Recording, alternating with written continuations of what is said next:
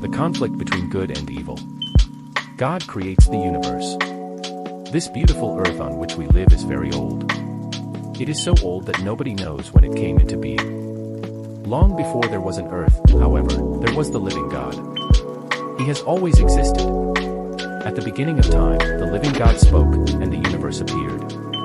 Think of it. God made the earth, the sun, the moon, the stars, and the planets out of nothing, simply by giving a command. At first, the earth was completely empty. It had no tall mountains or rushing rivers, green valleys with red and yellow flowers, or blue skies and rainbows. It had no white clouds or deep blue seas. The earth was without form and was covered by total darkness. There was no life at all. The first day, light. Darkness covered the ocean, and God's Spirit moved over the water. Then God said, "Let there be light." And light began to shine. He saw the light, and he knew that it was good. Then, he separated the light from the darkness. God named the light day, and called the darkness night. The second day, sky. Then God said, "Let there be space to separate the water into two parts." So God made the space and separated the water. As God spoke, some of the mist rose into the air and became clouds. Some of it fell to the earth as water. Some of the water was above the space, and some of the water was below the space. God named that space sky. The third day, dry land and plants. Then God said, "Let the water under the sky be gathered together so the dry land will appear." And it happened. When God spoke, mountains rose out of the water, and the water ran together and filled the deep places. God named the dry land earth. And God called the water that was gathered together seas. And God saw that this was good.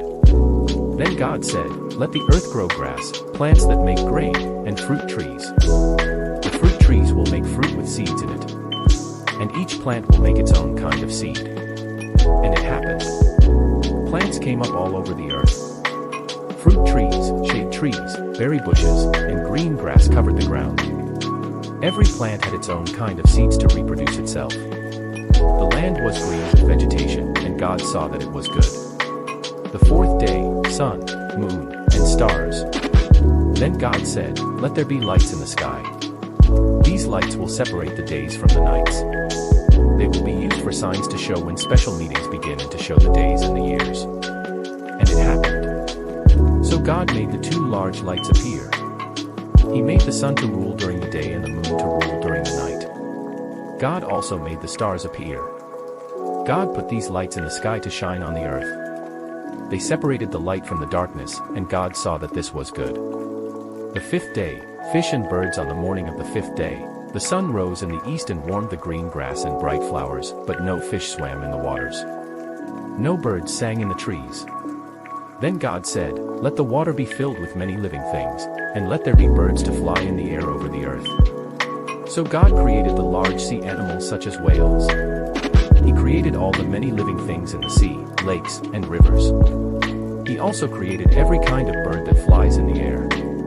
He created birds that lived near the water, such as ducks and geese, and birds that lived in the wilderness, such as hawks and eagles. Birds screeched, chirped, and sang their songs. The hills and lakes were alive with living things, and God saw this was good. The sixth day, land animals and people. Then God said, "Let there be many different kinds of animals. Let there be large animals and small crawling animals of every kind. And let all these animals produce more animals." And all these things happened. So God made every kind of animal. He made the wild animals such as lions, tigers, and bears to live in the forest. He also made tame animals such as horses, cows, and sheep. God made small animals that crawled on the earth and insects that flew through the air with buzzing sounds. Animals were running and crawling all over God's beautiful world, and God saw this was good. God's greatest creation has yet to come. After he had finished creating the animals, God said, "Now let's make humans who will be like us. They will rule over all the fish in the sea and the birds in the air. They will rule over all the large animals and all the little things that crawl on the earth." In Lesson 1.2, we will see that God created the first man by forming his body out of the dust of the earth and breathing into his nose the breath of life. So, God created humans in his own likeness. He created them to be like himself. He created them male and female. God blessed them and said to them, "Have many children. Fill the earth and take control of it. Rule over the fish in the sea and the birds of the air.